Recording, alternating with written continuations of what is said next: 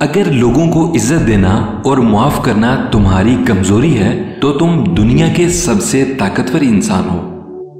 जो तुम्हारी खूबियां बयान करे जो तुम में ना हो, वो तुम्हारे ऐसे ऐब भी बयान करेगा जो तुम में नहीं।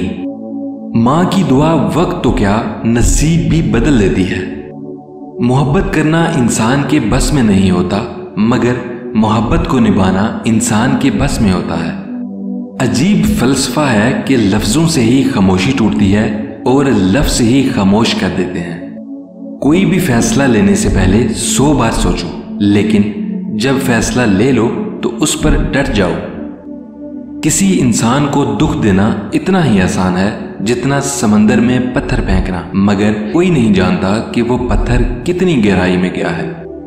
जब कोई तुम्हारा दिल दिखाए तो नाराज मत होना, क्योंकि कुदरत का कानून है कि जिस दरख्त का फल ज्यादा मीठा होता है, लोग पत्थर भी उसी को मारते हैं।